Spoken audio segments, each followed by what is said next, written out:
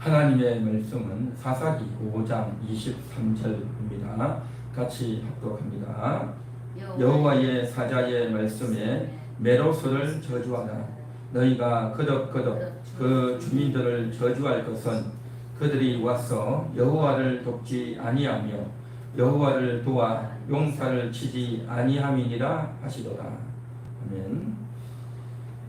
7월은 말씀에 얻지 않은 달입니다.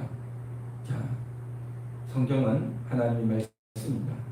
그 하나님의 말씀은 우리에게 모든 인생에 소용이 되고 우리 영혼을 살리는 말씀, 우리의 삶의 교훈이 되는 말씀, 우리에게 축복이 되는 말씀도 있지만 또 이와 같이 저주의 말씀도 있다라는 것을 성경은 분명히 이야기하고 있습니다. 그래서 우리는 하나님의 말씀에 대해서 골고루 빠르게 잘 인식하고 받아야 될 줄 믿습니다. 특히 오늘 본문에서는 저주하라 그런 말씀을 하고 있어요. 왜 저주하라고 했을까요? 누구에게 저주를 지금 이야기하고 있을까요? 이것은 오늘날 우리에게 어떤 의미를 가지고 있을까요? 그런 측면에서 오늘 말씀을 좀 살펴보기 원합니다. 사사기 4장에서는 이제 여선지 드보라가 등장합니다. 그래서 여선지자가 하나님 말씀을 이야기합니다. 그러면 백성들이 와서 이제 재판을 받고 이것이 옳으냐, 제 사람이 옳으냐, 내가 잘못했느냐 하고 재판을 합니다. 그러면 그가 하나님 말씀에 따라서 잘 판별해주고 이제 저들에게 권면해줍니다. 이러한 일을 하는 사람을 갖다 가리켜서 이때 당시 사사라고 합니다. 이스라엘 백성들이 출애굽할 때 모세라고 하는 위대한 지도자가 있었습니다.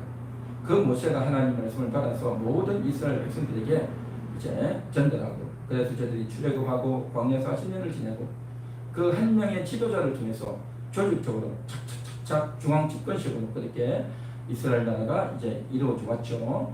그리고 저들이 가나안을 건너서 이제 요단강을 건너서 가나안 땅에 들어와서 전쟁을 할 때도 여호수아가 이제 최고 지도자가 되어서 가나안 땅을 정복했습니다. 그리고 이제 죽었어요. 여호수아가 죽고 난 이후에 더 이상 강력한 지도자가 나오지 않습니다. 왕도 나오지 않고 지도자도 나오지 않고 선지자도 없고 강력한 지도자가 없어요. 이제 어떻게 되어지느냐? 그냥 각 지파별로 각각의 삶을 사는 그러한 이스라엘 나라의 형태가 되었습니다. 그것이 바로 사사였습니다. 그래서 어느 사사가 하나님 말씀을 잘 전한다, 또 재판을 잘한다, 그러면 그쪽으로 사람들이 다 몰려가는 겁니다. 그 외에는 그냥 평온하게 사는 거예요. 평온하게 살아요. 그렇게 살면서 이제 12지파 중에서 한 명씩 사사가 되어서 그렇게 사사 시대를 이루어가게 되는 것인데요. 오늘 우리가 읽은 사사기 5장, 4장, 5장은 드보라 선지자 시대에 일어났던 일입니다. 이때 당시 드보라가 선지자가 될 때 어떤 상태였냐면 가나안 왕 야빈이라고 하는 사람이 또 그의 군대 장관 시스라를 이제 데리고 와서 이스라엘 백성들을 이제 압제하고 저들이 농사를 지어서 수확을 거두어 놓으면 그것을 뺏어가고 그러다 보니까 이스라엘 나라가 굉장히 압박을 당하고 또 먹고 살 것도 없고 또 저들이 가장 필요한 양식 물질들을 다 뺏어가다 보니까 이스라엘이 너무너무 살기가 힘들고 고달픈 그런 상황이었어요. 그러던 어느 날 드디어 드보라 선지자를 통해서 일어나서 싸우라라고 하는 하나님의 명령이 떨어집니다. 그래서 여선지 드보라가 자기가 직접 전쟁에 나갈 수 없으니 바락이라고 하는 아주 싸움을 잘할 수 있는 사람을 불러서 전투에 나가라. 하나님 명령이니 사람을 데리고 나서 전투에 나가라라고 하죠. 그러니까 바락 이 장군이 겁이 나서 나는 가지 못하겠습니다. 여선지자 당신이 가면 내가 가겠습니다 라고 말하는 겁니다. 그렇게 이제 두 번, 세 번 이야기하다가 너가 이렇게 가면 전쟁은 틀림없이 승리한다. 그러나 영광은 얻지 못할 것이다. 그렇게 말을 합니다. 그렇게 해서 이제 여선지자가 앞서고 또 이스라엘 군대가 나가서 전쟁을 해서 이제 시스라의 철병거를 물리칩니다. 철병거가 뭡니까? 그때 당시에는 다 이제 칼을 들고 혹은 말을 타고 다니는 그러한 전투의 시대 아닙니까? 그런데 요즘식으로 말하면 탱크 같은 것들이 있단 말이죠. 그러니까 철로 만든 그러한 병거를 가지고 하다 보니까 아무리 바깥에서요 칼하고 화살을 쏘아도 아무 소용이 없는 겁니다. 그러니까 아주 막강한 신무기죠. 그래서 탱크 같은 그런 무기단 말이죠. 그러니까 도무지 이길 수가 없어요. 그런데도 불구하고 하나님의 약속을 믿고 저희들은 무기도 없고 또 훈련된 병사도 없지만 그럼에도 불구하고 하나님 믿고 나아갔던 겁니다. 그런데 어떻게 되었습니까? 기적이 일어나서 전쟁에서 이기게 되는 겁니다. 전쟁에서 이기게 되었고 또 막강한 그런 군대였던 이제 가나안 왕의 그 군대 장관이었던 시스라가 이제 혼자서 겨우 걸어서 도망을 가는 그런 내용들이 쭉 이제 언급이 되어져 나옵니다. 자, 그런데 그것이 사사기 4장이고 사사기 5장에서는 그렇게 전쟁에 이기고 나서 그 전쟁에 대한 평가 또 그 전쟁에 이기게 된 것에 대해 하나님께 감사하고 찬양하는 그런 내용들이 쭉 나옵니다. 그런데 이제 5장 24절에서 뭐라고 말하냐면 여호와의 사자의 말씀에 메로스를 저주하라 그렇게 말합니다. 메로스를 저주하라. 이게 뭘까요? 이 전쟁에 있어서 이스라엘과 가나안 군과의 싸움에 있어서 이제 더불어와 같이 적극적으로 하나님을 의지하고 믿음으로 전쟁에 나가는 그러한 사람도 있지만 그러나 거기에 전쟁에 가담한 사람은 모든 족속들이 한꺼번에 다 가담한 게 아니에요. 그러다 보니까 이제 어떤 사람은 참여하고 어떤 사람은 참여하지 않고 관망만 하고 있는 그러한 사람들이 많았단 말이죠. 그러니까 이때 당시 1인 어떤 강력한 중앙 집권식 나라 국가가 아니고 각기 이제 도생하는 그런 나라다 보니까 너네 지파 일인데 왜 우리가 가냐 라고 하면서 쳐다만 보고 이제 도와주지 않는 그런 경우가 많았다는 겁니다. 그래서 이제 우리가 성경 읽었지만 5장 15절 보면 이렇게 나오죠. 이사갈 방백들이 더불어와 함께하니 이사갈과 같이 바락도 그의 뒤를 따라 골짜기로 달려 내려가니 그리고 이사갈 바락 이런 사람들은 함께 달려가서 전쟁에 감당했다는 겁니다. 그런데 15절 르우벤의 시내가에서 큰 결심이 있었도다 그렇게 말하고 있어요. 16절 내가 양의 우리 가운데 앉아서 목자의 피리 부는 소리를 들으면 어찌 됨이냐 르우벤 시내가에서 큰 결심이 있었도다. 똑같은 말이 두 번 나오죠. 르우벤 시내가에서 결심만 했대. 결심만. 내가 싸우러 나가야지 가서 도와줘야지 하고 결심만 하고 가지 않았어요. 가지 않아서 전투에 참여하지 않는다는 거죠. 목자의 피리 부는 소리만 듣고 있는 겁니다. 그러니까 목자들이 이제 양들에게 피리 부르고 하는 그것만 가만히 듣고 있단 말이죠. 전투에 나가서는 그런 소리 들을 일이 없겠죠. 직접 전투에 나가서 다른 우리 이스라엘 족속들이 목숨을 걸고 불리한데도 저렇게 전투를 하고 있는데 같이 힘을 모아서 함께 싸워야 되는데 가야지 하면서 결심만 하고 가지 않고 있다는 겁니다. 이게 뭐냐 말이죠. 이게 안타까운 거죠. 그리고 17절 길르앗은 요단강 저쪽에 거주하며 그러니까 길르앗 사람은 요단강 저쪽 요단강 우편이죠. 거기에 가만히 있으면서 사람에게 통치를 보내도 오지도 않는다는 겁니다. 단은 배에 머무름이 어찌 됨이냐. 그러니까 단 족속들이 이 해변가에 있었는데 배에 머무르고 그냥 배에서 고기 잡고 상업하고 오지도 않는다는 겁니다. 그렇다는 거죠. 아셀은 해변에 있으며 자기 항만에 거주하도다. 그러니까 저들은 가만히 자기들 삶의 거주지에서 꼼짝도 안 하고 움직이지도 않고 그 이간에 가만히 있다는 거죠. 18절 서불론은 죽음을 무릅쓰고 목숨을 아끼지 아니한 백성이요. 그러나 서불론 족속들은 이렇게 목숨을 걸고 같이 싸웠다는 겁니다. 그래서 이제 이스라엘 각 지파들이 내 행태를 보여주고 있는 겁니다. 하나님의 백성들이 모세와 같은 여호수아와 같은 막강한 지도자가 없는 그러한 시기이지만 그렇다 해도 이제 자기 동족들이 어려움을 당하고 위기를 당하고 있으면 함께 달려와서 전쟁을 하고 싸우고 해야 되는데 저들이 다 내몰라라 하고 쳐다보지도 않고 방관하고 있다는 겁니다. 그런 것에 대해서 지금 더보라가 지금 언급을 하면서 이야기를 하고 있는 것입니다. 하나님의 일에 있어서 같이 동참해야 되는 게 목문인을 빼고 나는 거리가 멀어서, 나는 시간이 없어서, 우리는 지금 거기 갈 상황이 아니다 라고 하면서 안 오고 있는 그러한 자들에 대한 평가를 다 하고 있는 겁니다. 이것은 뭡니까? 하나님께서 다 보고 계시다는 겁니다. 하나님께서 다 보고 계시다는 거죠. 하나님의 일에 같이 협력하고 동참해야 되는데 그것을 거부하고 이런저런 핑계를 대고 동참하지 않는 그러한 형태에 대해서 하나님께서 안타까이 여기고 있다는 것입니다.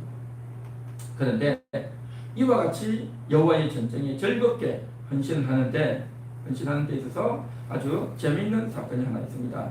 그 사건은 뭐냐?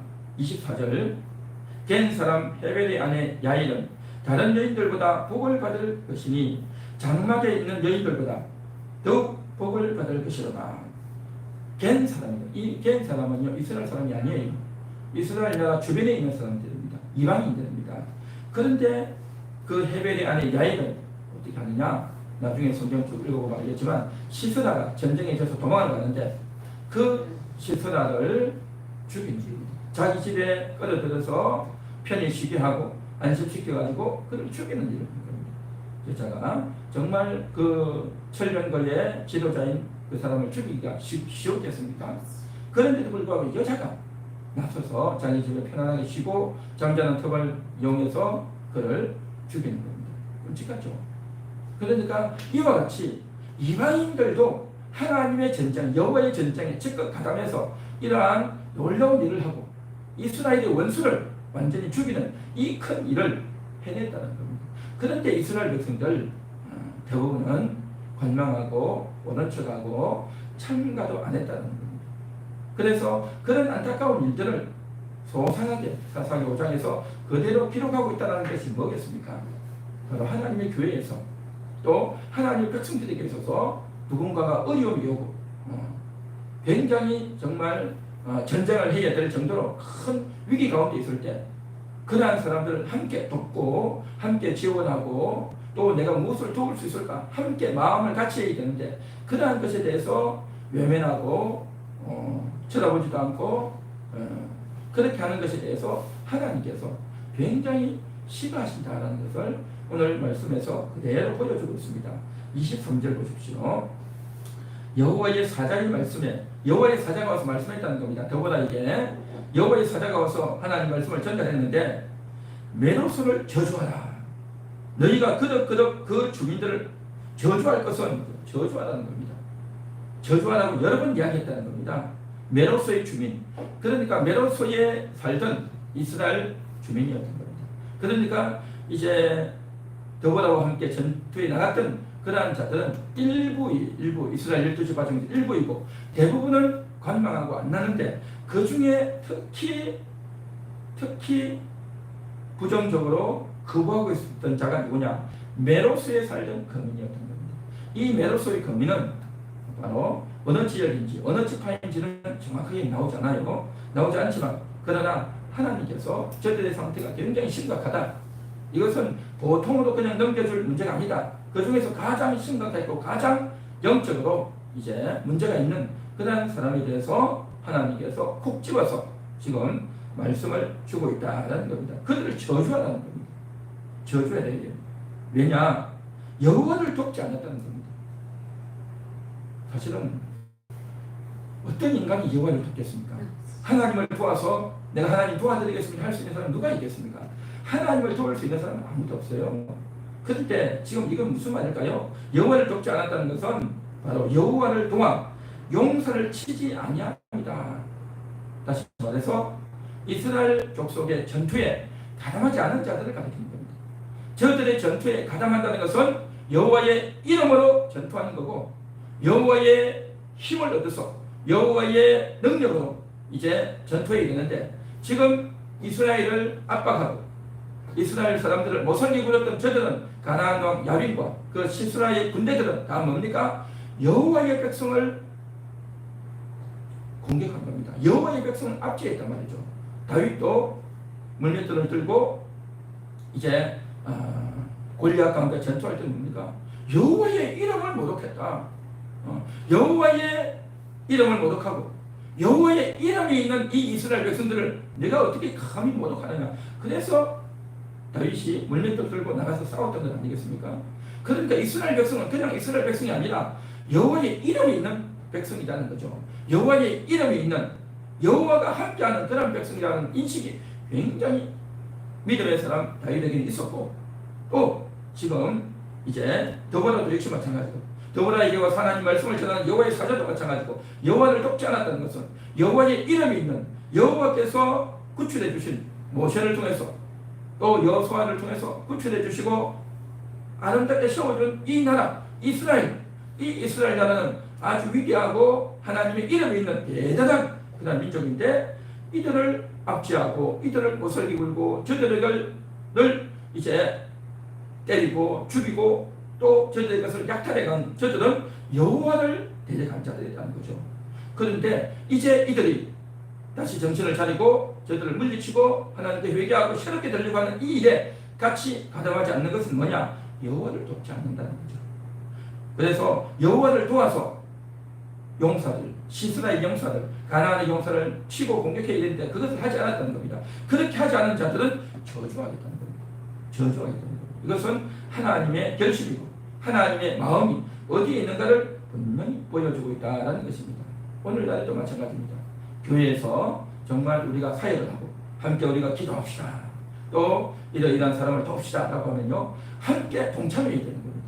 함께 참여하고 마음을 같이 모으고 같이 기도하고 또 같이 관심을 가지고 내가 도울 것이 뭔가를 이렇게 찾아보고 해야 되는 것입니다. 그런데 그러한 일에 대해서 가담하지 않고 관망만 하고 물끄러미 쳐다만 보고 있고 그렇게 있으면 이게 뭐겠습니까? 하나님께서 기뻐하시는 삶은 아닌 것입니다.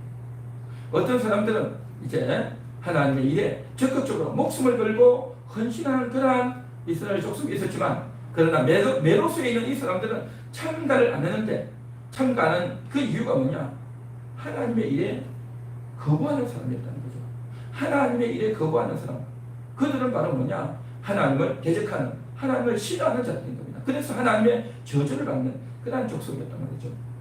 예수님이 이 땅에 오셨을 때도 그 예수 그리스도께서 예수님이 그리스도십니다 라고 그의 말씀을 듣고 그의 이적과 그의 하는 모든 것들을 보고 그리스도임을 고백하고 자기에게 어려움이 오지만 또 출교를 당하는 그러한 일이 있지만 그럼에도 불구하고 신앙을 고백하는 위대한 이스라엘의 사람들이 있었지만, 그러나 기득권자들 또 유대인들 많은 사람들은 예수 그리스도를 인정하지 않고 예수가 그리스도 되심을 인정하지 않고 물끄러미 관망만 하고 또한 그 예수를 대적하고 죽이려고 했던 그러한 자들이 바로 누구냐? 바로 메로스 같은, 메로스의 거민 같은 그런 자들이었던 거죠. 그러니까 시대마다 하나님을 대적하고 예수 그리스도를 대적하는 자들이 이름은 다르고 지역은 다르고 행태는 다르지만 본질은 똑같다는 겁니다. 하나님의 일에 동참하고 하나님의 일에 적극 가담해서 하나님의 일에 동참하고 가담한다는 것은 하나님의 백성들이 어려움을 당하고 있을 때, 힘들 때 저들을 돕고 같이 기도해주고 힘과 마음을 모으는 자들이 있는가 하면, 같은 하나님의 백성이라 하지만 거부하고 외면하는 하나님의 일에 대적하는 그러한 자들이 있다는 겁니다. 그러한 자에 대해서 성경은 분명히 말합니다. 저주한다는 것입니다. 하나님은 우리에게 복을 주시고 은혜를 주시고 정말 우리가 이 세상에서 하나님의 도움으로 이렇게 복을 받기를 원하지만, 그러나 그 중에 어떤 사람들은 그러한 복을 받는 것은 좋지만 그러나 결국에는 하나님보다 우상이 좋고 세상이 좋고 마귀에게 속아서 그렇게 하나님을 대적하는, 예수 그리스도를 대적하는 그런 자리에 있는 자들이 있다는 겁니다. 교회를 다니지만 신앙생활을 하지만 겉으로는 멀쩡하지만 속은 진정한 믿음이 없는 그러한 자들도 있고 하나님을 대적하는 자들도 있다는 겁니다. 그래서 그러한 자에 대한 저주가 시행되어진다는 것을 분명히 이야기하고 있다는 것입니다. 하나님은 축복의 말씀도 하시지만요, 저주의 말씀도 하십니다. 축복의 말씀을 주셔서 하나님 말씀을 듣고 순종하는 자들에게 하나님께서 형통함을 주시고 복을 주시고 잘되게 하시지만, 그러나 하나님의 그 말씀을 듣고 외면하고 관심도 안 가지고 헌신하지 않고 관망만 하고 거부하고 있는 그런 자에 대해서는 또 저주가 임한다고 하는 것을 우리는 분명히 인식해야 될 필요가 있습니다. 하나님의 이 말씀의 기능을 잘 알고 우리에게 생명이 되기도 하고 또 어떤 자에게는 사망이 되기도 하고 어떤 자에게는 복이 되기도 하고 어떤 자에게는 저주가 되기도 하는 것입니다. 우리는 정말 이 하나님의 말씀이 우리에게 구원의 말씀이 되어질지언정 심판의 말씀이 되어서는 안 될 줄 믿습니다. 그래서 이 하나님의 말씀에 놀라운 두 가지 기능을 잘 알아서 생명이 되기도 하고 사망이 되기도 하고 복이 되기도 하고 저주가 되기도 하고 구원이 되기도 하고 심판이 되기도 하는 이 놀라운 하나님 말씀을 우리가 잘 듣고 정말 하나님이 원하시는 그 하나님의 편에서는 하나님을 기꺼이 따르는, 그래서 하나님의 뜻을 따라 기도하고 또 감사하고 찬양하는 그러한 우리의 행태가 되고 삶이 되기를 간절히 소망합니다.